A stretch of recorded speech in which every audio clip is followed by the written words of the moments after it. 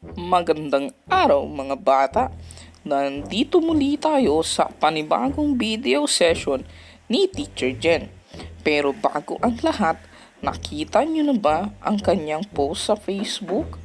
Kung saan inilagay niya ang mga video session link niya para sa natatanging week.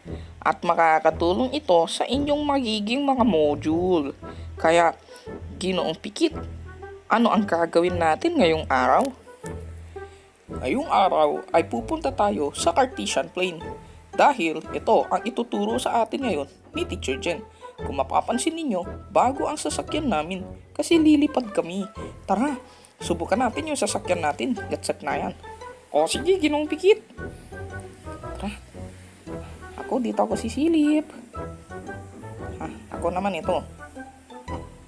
La la la la la la la la la.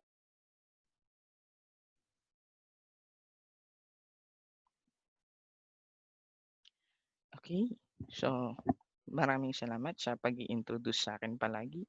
Gatsipnayan at Ginoong Pigit. Ngayon ay nandito tayo sa panglimang week ng ating video lesson, Math 8 Quarter 1, kung saan meron akong bagong applications na sa inyo siguro bago, ito ay bagong applications na maaring makatulong o magamit ng mga bata. Okay, so ito. Ang tawag po sa application na ito ay Graphing Calculator GeoGebra. Okay. So, this one,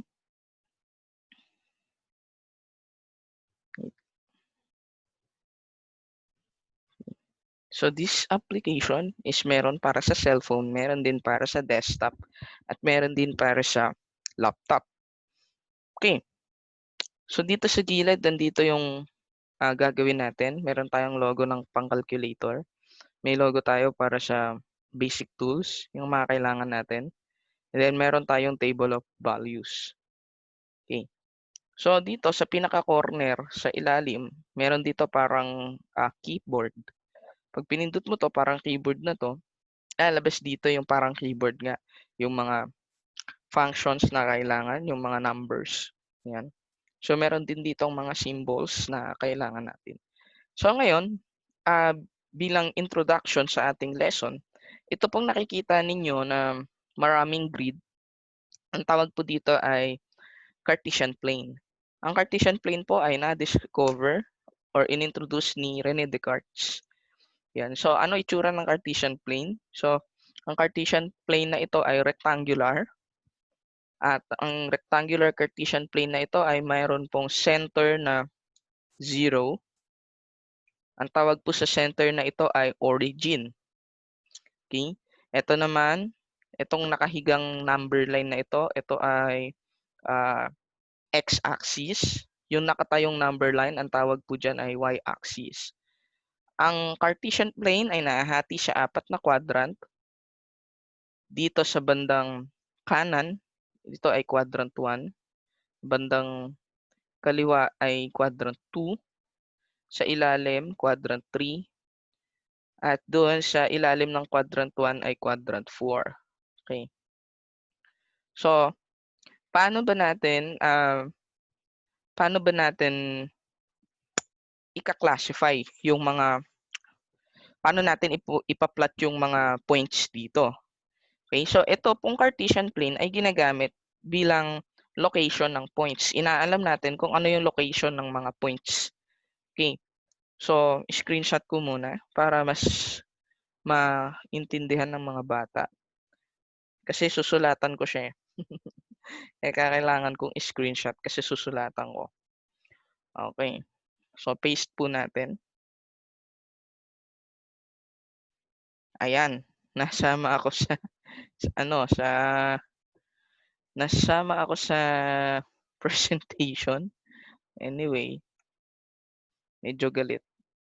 Ayan, tanggalin natin. Okay. So multitasking, parang marami na kayong app na matututunan dito. Yung isa yung Paint. Ayan. Ayaw po makrap of the picture, so it only contains the current. Okay, then after that, wait lang, tanggalin ko muna yung video ko. Ito pala, 5/3, 3/2, 4/3. Pinaglaruan ko, 4/1. Okay na 'to, puwede na 'yan. Tapos, paano, done. Okay, done. Ayan. So, i-zoom lang natin. Okay, mga bata, eto na. Okay, so ito po yung quadrant 1. Oops, nasulatan. Nasulatan ko siya.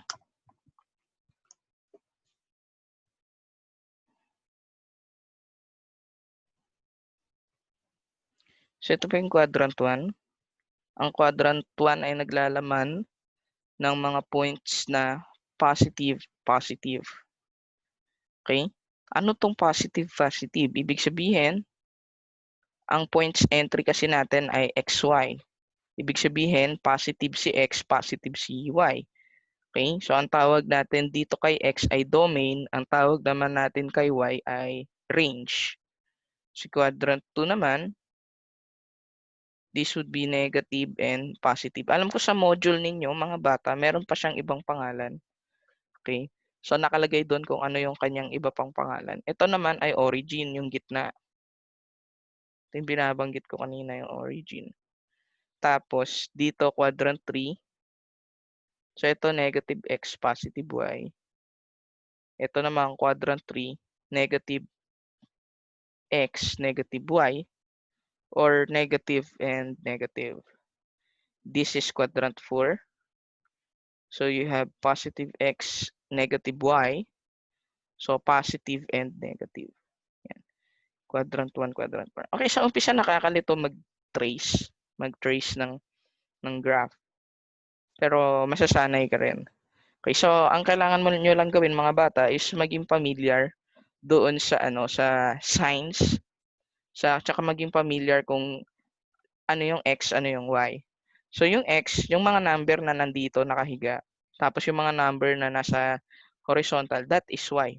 Ang nagiging common mistake dito ng bata is na pagpapalit niya ang x and yung y. Okay. So, burahin natin. Ay naku, nabura yung picture. Baguhin na lang natin. Nabura ko yung picture, sorry. Yan. Okay. So, dito tayo. Punta tayo sa basic tools. Basic tools. Okay. Dahil ang inaaral po natin ay point, pipindutin ko yung point. So, halimbawa, ikaw ay maglalagay sa any quadrant na gusto mo. So, bigay mo na tayo example ng quadrant 1.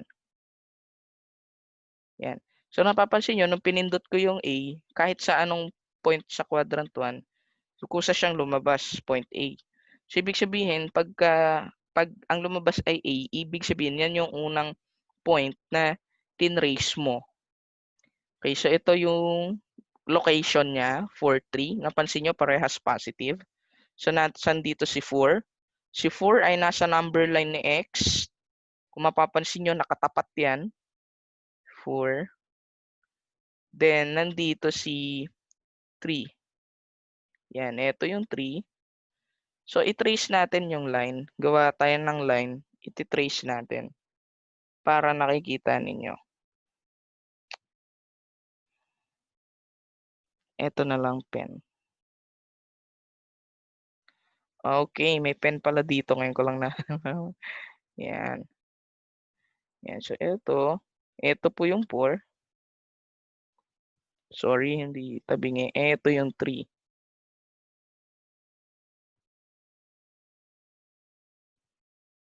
Medyo tabingi nga lang mga bata. Yan. 4. Balikan natin yung ating label. Ito yung 4. Ito yung 3. Okay, naka-record din kung ilang sulat yung nagawa ko. So, nakatatlong sulat ako dito. Stroke 1. Pinindot ko yung stroke 1. Ayan. So, okay, stroke 1, stroke 2, stroke 3. Kung ilang sulat yung nagawa mo. So, ito na yon, 4 at saka 3. Yan. So, ganyan tayo mag-locate. Magbigay ng location.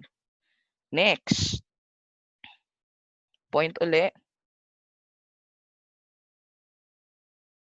Let's sabi point again. Wait lang. Urong ko muna. Hindi siya naka-grid eh. Okay. So, ito. Yan, point B.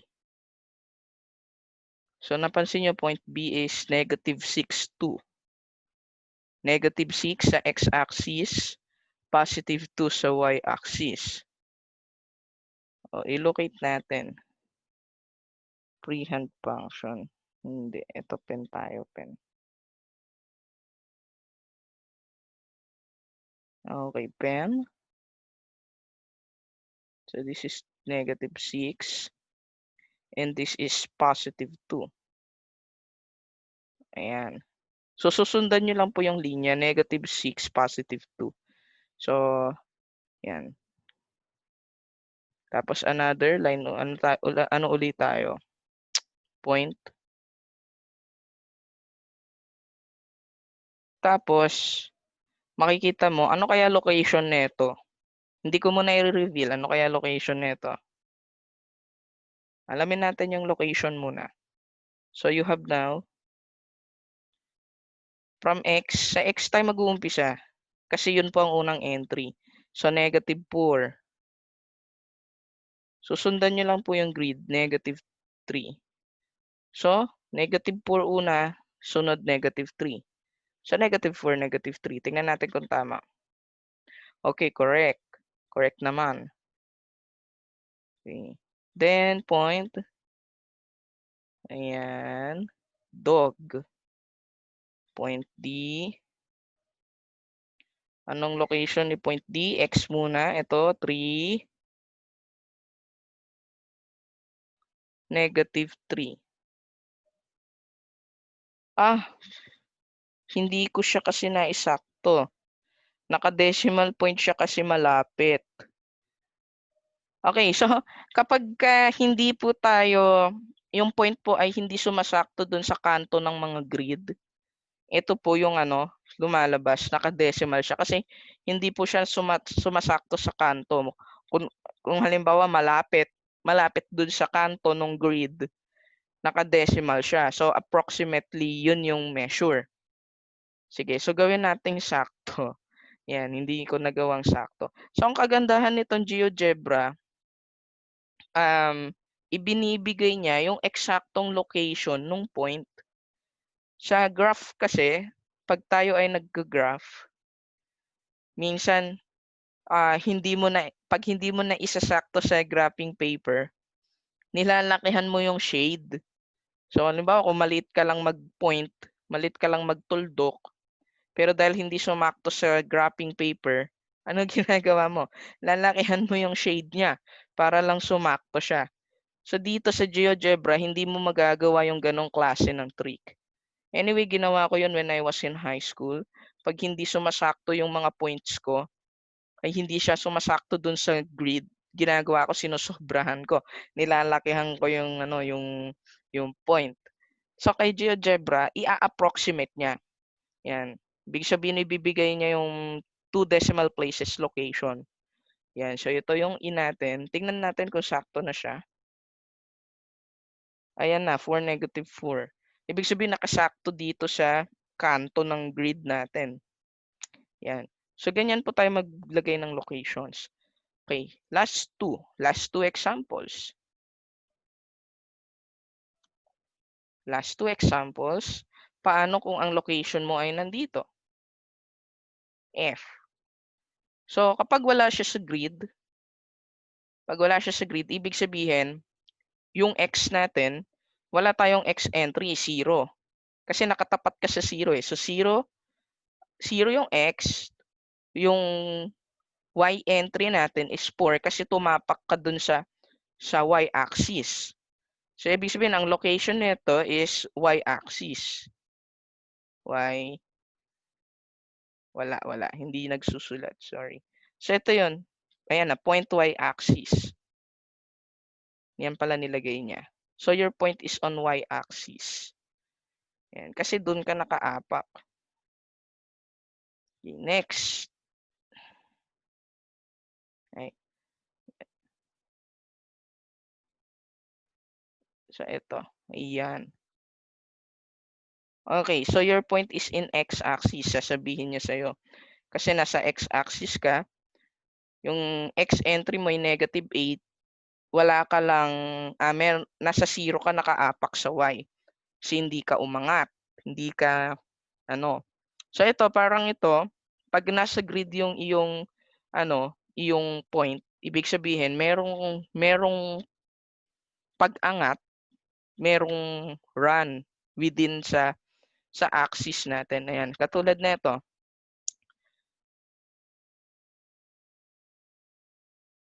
Itong point natin, point A. So parang lumalabas na ikaw ay from origin. Kung halimbawa lalabas ka ng bahay, yung origin mo is itong bahay mo. So tatakbo ka ng 4, parang lalabas ka ng bahay mo from gate, maglalakad ka 4 units, aangat ka ng 3 units, parang gano'n. Parang gano'n ang gusto niyang sabihin. Yan. So dito naman pag nasa y-axis lang, umangat ka lang, walang movement sa x-axis. Ito naman may movement siya sa x-axis, wala siyang movement sa y-axis kaya 0, -8, 0. Okay. So question. Yan. So ito yung simpleng example ng pagpa-plot natin ng points. Okay, so ito lang tips sa mga bata, wag pagpapalitin kung yung numbers sa x entries sa y entries kasi magkaiba po yan. Let's say for example si A 4, 3. Ang nagawa mo, ang inuna mo itong 3. Tapos sinunod mo yung 4. Ano ang epekto? Try natin. Halimbawa inuna ko ay 3, sinunod ko ay 4. Ayan, so ito na yung H natin. 3, 4. So ito yung A, yung A natin na given na 4, 3, pero kung napagbaliktad mo, ito yung result, yung nasa H. So malaki ang difference, di po ba? So parang ang pag-graph po nito, kung hindi tayo marunong tumingin ng locations, hindi ka makakarating sa kung saan ka dapat. So pagka hindi mo nabasa ng maayos yung location ni A at napagpalit mo ng pwesto si X and Y, hindi ka makakarating sa dapat na location ni A. Okay? Hindi mo ma-reach yung tamang location niya. Yan. Sige, question po. Question. Ngayon, ano pa yung mga magandang gawin dito sa GeoGebra? Pwede ba akong mag-clear all muna? Yan. Don't save. Yan. Ang magandang gawin dito sa GeoGebra, pwede ka rin magkaroon ng art. Halimbawa, gagawa ako ng art. Halimbawa, magti-trace ako. Titrace ko ito. 1, 2, 3. Ano location muna neto? Location ng A ay 3. Sa x-axis, nakatapat siya sa 3. Sa y, nakatapat sa 1. So, 3, 1. Si B, ganun din. Nakatapat kay 2. Sa x-axis, nakatapat kay 2. Sa y-axis, nakatapat din kay 2. Si C, ganun din. 1. Location natin is 1, 3. Sorry. So, dito 4. So, ito ay 4, 0. Dito naman, -1, 3. -2, 2. Okay, -2, 2. Wala na yung point. Ayan. Napindot ko yung move kaya lumabas eh. Okay, so pwede ka gumawa ng ganyan. Tapos ito. Oh. Yan. Pwede mo na siyang isakto. Yan. So nakakagawa tayo ng ating mga designs. Sorry, magalaw. Yan. Okay mga bata. paki-screenshot ito saglit. Tingnan nyo 'tong mabuti. Yung mga points na ginawa ko, paki-screenshot ito saglit. Ngayon, anong gagawin ninyo? Hindi ko i-reveal sa GeoGebra kung ano yung location. Ang gagawin nyo po ay ibibigay po ninyo yung locations, ng lahat ng points na inilagay ko po diyan. Okay? So, wag po kayo tatamaring magbilang, ganun talaga. Sa pagbibilang natututo lahat. Tututunan niyo lahat. Kung di kayo marunong magbilang, you cannot reach grade 8. So, wag kayo tamaring magbilang. Yan. Para matuto rin kayong mag-locate. Okay. So, pagka nasagutan nyo na, pwede nyong i-post sa comment section natin. Yan. So, ito yung gagawin po ninyo. Okay. Now, dahil na-screenshot nyo na, mag-new na tayo. Clear all. Tapos na nating pag-usapan ang bawat points, ang bawat tuldok sa buhay nyo. Sorry. Pumunta naman tayo sa lines.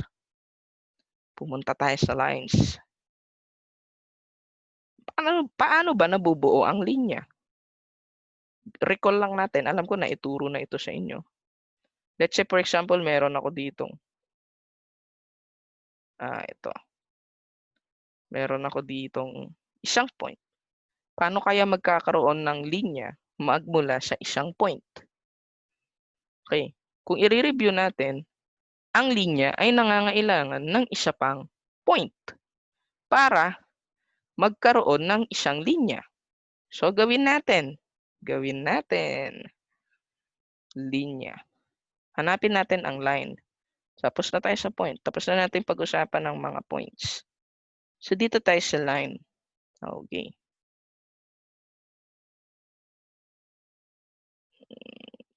Yan. So, this is point B, AB. Okay. So, anong tawag dito? Tingnan natin kung anong tawag dito ni GeoGebra. Ayan. Line AB. Kasi, bakit line AB? Ito kasi yung points na nandito. Pero ito lang ba ang points sa loob ng line na to? Ito lang ba? Hindi. Napakaraming points sa loob ng linya na to. Nagkataon lang na ang ginamit ko lang ay silang dalawa, si A at saka si B. So, pwede ba ako magkaroon pa sa pagitan nila? Pwede. Marami po yan. Hindi po natin yan mabibilang. Okay. So, ito nakabigay na yung locations. Nakalagay na 4, 5, and 2, 3.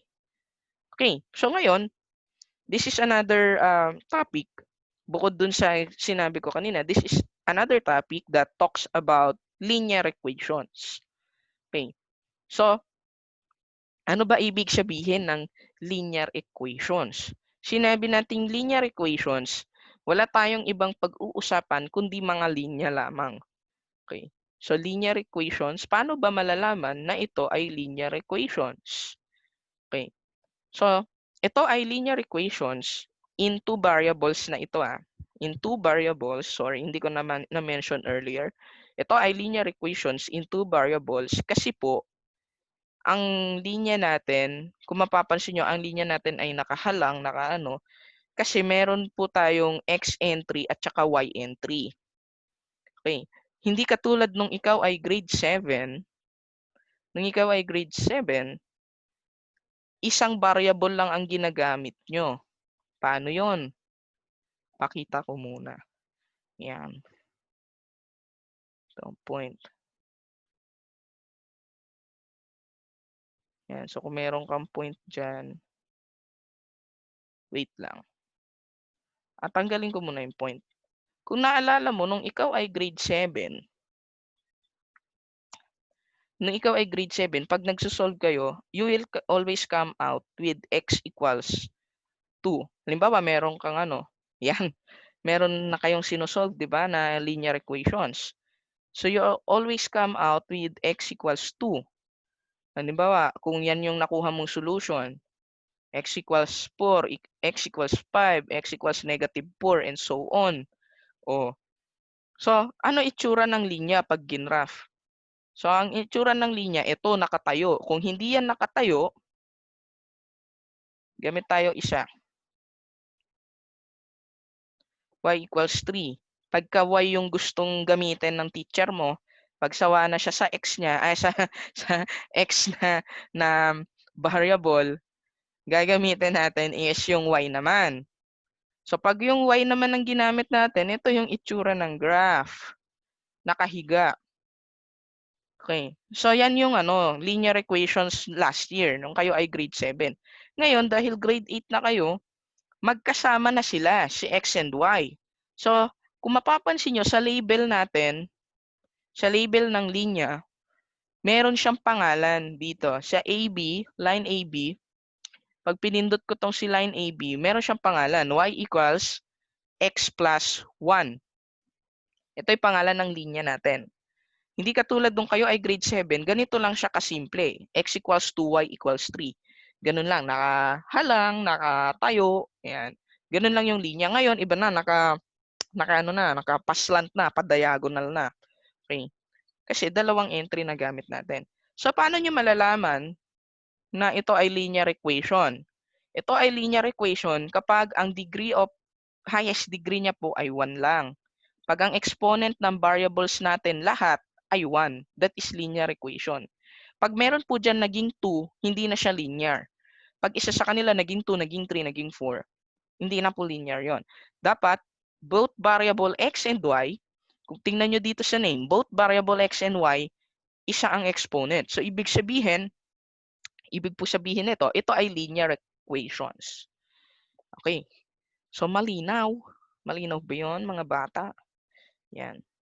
Dali lang naman tandaan eh. Linear equation, pinag-uusapan natin ay linya. Technically, ang exponent ay 1. So, yun lang. Ganun lang siya kasimple. Pinahaba ko lang kasi nagpapaliwanag ako. Yan. Paliwanag din pag may time. Okay. Sige. Now, dahil nalaman na natin ang katangian ng linear equation, ngayon, doon tayo sa tinatawag nating slope. Kanina, sa umpisa ng video ay nabanggit ko yung mga rise at yung pagtakbo, pag-angat. Okay. So, yung slope, ito ang pinag-uusapan natin is yung stiffness ng line. Gaano katarik ang isang linya, gaano siya ka-stiff. Okay? For example, yung hagdan, kapag yung hagdan mo ay malapit ng tumuwid, makakakyat ka ba? Mga hagdan na ganon, yung malapit na maging straight, makakakyat ka ba? Hindi, di ba? Pero kapag ang hagdan natin is hindi siya masyadong slopey, hindi siya matarik, ganyan. Tamang slant lang. Kung tamang slant lang yung ating hagdan, safe tayo. So sa linya, meron tayong tinatawag na slope. Okay, na alam natin yung stiffness ng ating line. Yan. Okay, kasi sabi ko nga, ang lines natin lahat diagonal siya. Kaya meron tayong slope. Okay. So meron tayong rise, meron tayong run. So sulat ko muna. I think it's better isulat ko muna. So print screen. Print screen, makapangyarihan talaga ang print screen. O di ba? Kasama na naman ako sa na-crop. I-crop natin. Yan. So dalawa natututunan nyo sa akin. GeoGebra tsaka Paint. Tapos zoom lang natin. 100 dapat para makita ng lahat. Okay. So ito yung location natin. Wait lang po. So location natin ay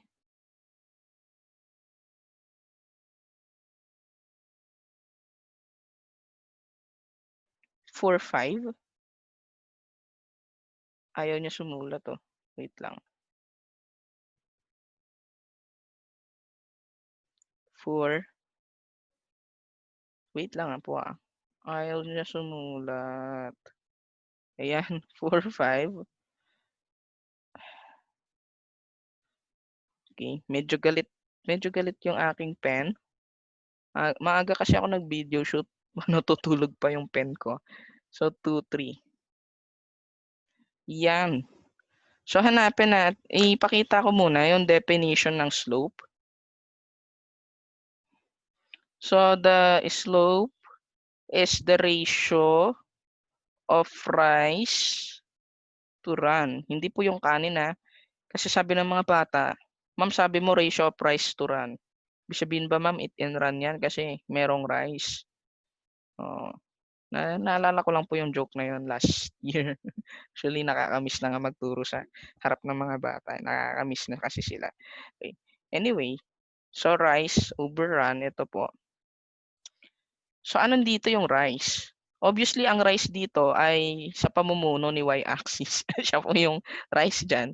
Yung run po ay sa pamumuno ni x-axis. Ito. So, pakita ko lang yung run.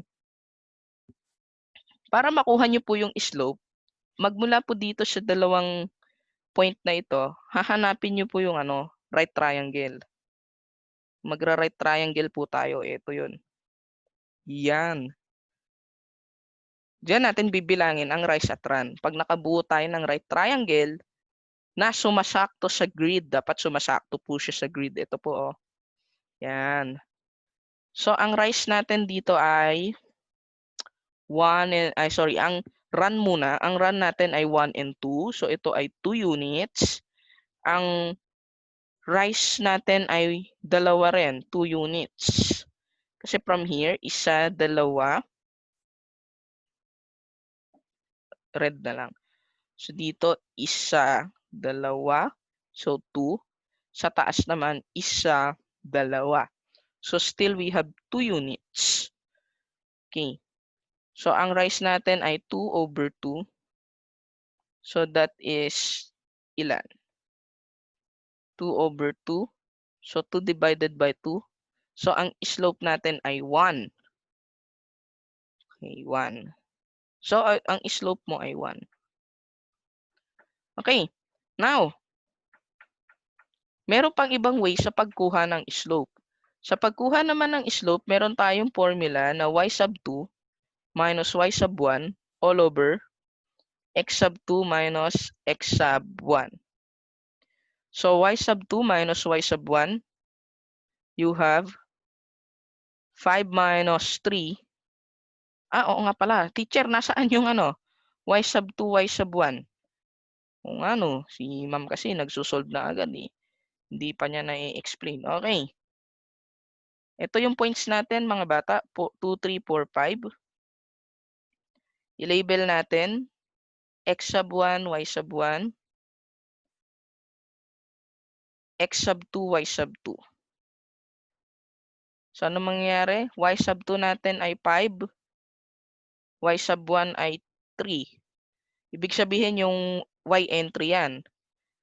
Kaya siya 1, kaya siya may subscript na 1 kasi una. Pag may subscript na 2, huli.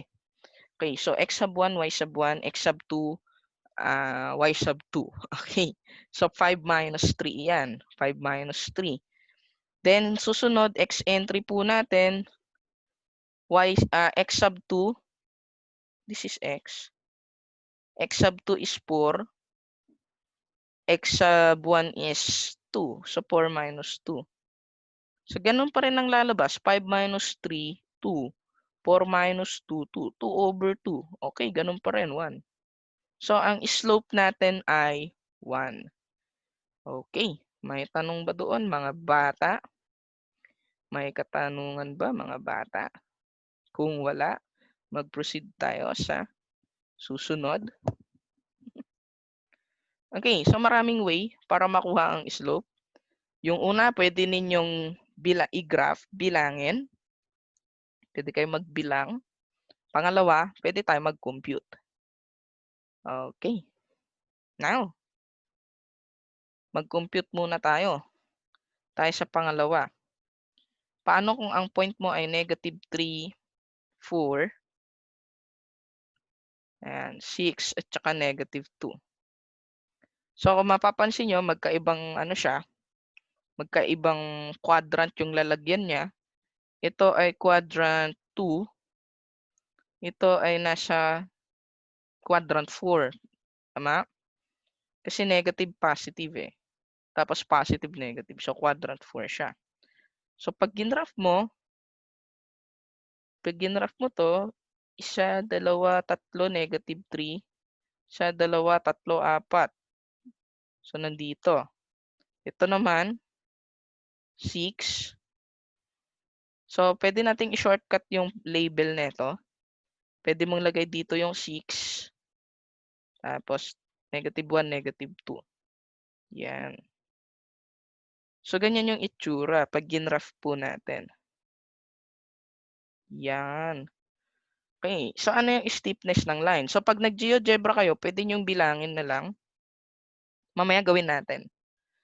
Okay. So, use natin yung formula. Y sub 2 minus Y sub 1. X sub 2 minus X sub 1. So, X sub 1, Y sub 1. X sub 2, Y sub 2. So, Y sub 2 is negative 2. Negative 2 minus 4. All over 6 minus negative 3. Okay, my dear students. In subtracting integers, we always apply the subtraction rule, wherein it tells that always change the sign of subtrahend. So, yung subtrahend natin nasa dulo. So, from ito, negative 4, gagawing positive, then proceed sa addition. So, negative 2 plus positive 4, so positive 2. Itong negative 3, gagawing positive, proceed sa addition. So, you have 9. Okay, so your slope is, tama ba? Negative 2. Wait lang, parang mali ako ng given. Negative 2 minus 4 pala to, no? Wait lang. Negative 2 minus 4. Yan, nalito tuloy ako. Negative 2 minus 4 kasi positive 4 po siya. So, from positive, magiging negative po ito. So, negative 4, gagawing negative 4, proceed sa addition. Ayun. So, negative 2, so ang nangyari po mga bata, naging negative 2 plus negative 4. Kasi in-apply natin yung rule ng subtraction. Always change the sign of subtrahend, proceed sa addition. So, 4, from positive 4, ginawa kong negative tapos nag-add. So, probably ito po pala dapat ay negative 6. Negative 6 over 9. So, this will be lowest term natin. So, lowest term is negative 3, negative 2 over 3. Yan yung answer. Negative 2 over 3. Kasi we're going to,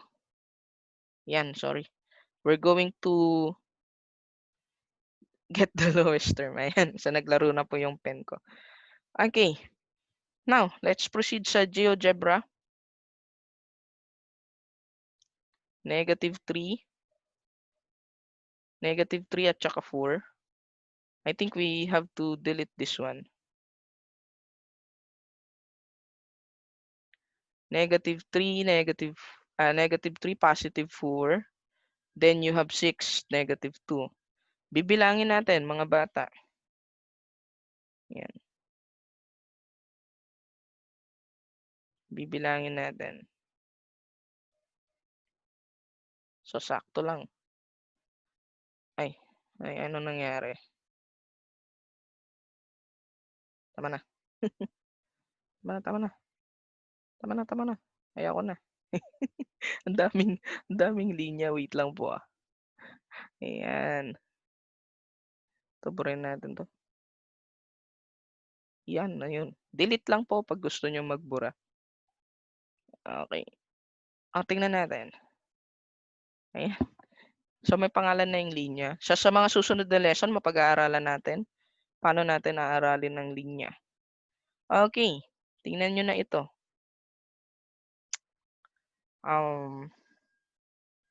Bilangin na natin. So, gawa na tayo ng right triangle. Nako.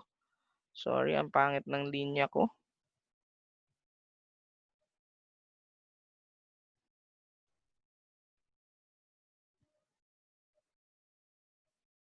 Yan.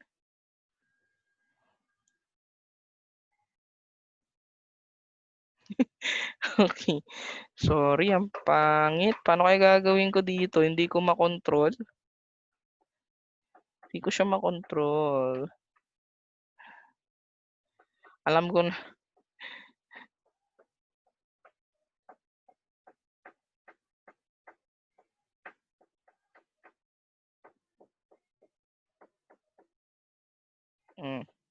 So, bibilangin nyo yan from there. So, 1, 2, 3, 4, 5, 6. So, ito 6. Dito naman, 1, 2, 3, 4, 5, 6, 7, 8, and 9. So, dito makikita nyo, 6 sa rice, 9 sa run. So, tama. Tugma yung solution natin kanina na nakuha 6/9. Pero why is it negative? Bakit negative? Kasi po, ang slope po natin, kapag ang linya ay going left, negative. Pag ang linya ay going right, that is positive. So, isulat ko, pag slope is negative kapag ang line ay left, going left. Slope naman is positive pag ang line natin ay going right. Okay, so again, the slope is negative if it is going left, and the slope is positive when it is going right. Ngayon, kanina sa example ko, naunang example, positive 1, di ba? Kasi going ano yon, going right yon. Okay, now, meron akong iiwan na question sa regarding sa slope. Paano kapag ang line natin, wait lang, baguhin ko muna to. Clear all natin. Don't save. Okay. Paano kung ang slope natin ay paano kapag ang line natin ay nakatayo? And paano naman kung ang line natin ay nakahiga? Yan. Ano kaya ang slope nito? Girampit. Tingnan mo, parang may nakikita ako doon. Parang may paparating. Sige, tingnan natin, gatsip na yan kung ano yung paparating.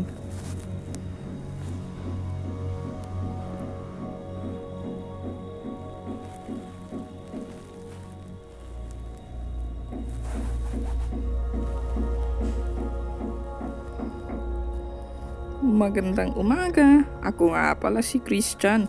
Ang aking sasakyan ay tinatawag kong Cartesian plane dahil lumibot ako sa buong Cartesian plane.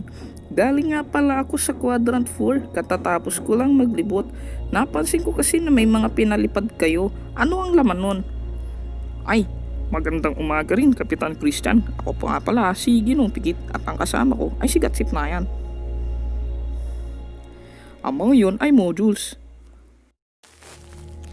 Ang laman ng mga rockets na yan ay mga learning packets at mga modules ng mga bata. Dahil nasa himpapawid kami, ang ginagawa namin ay ilalagay ito sa mga rockets at lalagyan ng address ang rockets para yung rockets mismo ang pupunta sa bahay ng mga bata. At kami naman ng aking kasama na si Gatsip na yan ay tuloy-tuloy pa rin sa pagtulong sa mga bata. Ganon nga po, Ginoong Christian. Sa katunayan, tinutulungan namin si Teacher Jen na magturo ng math sa mga bata sa pamamagitan ng pagsasummarize at pagre-review sa mga bata at pagbibigay ng kaunting paalala. Mabuti pala ang inyong ginagawa. Maaari din ba akong makatulong or sumama sa inyo? Pwede naman. Tama, pwede naman po. O sige, sasama na ako sa inyo.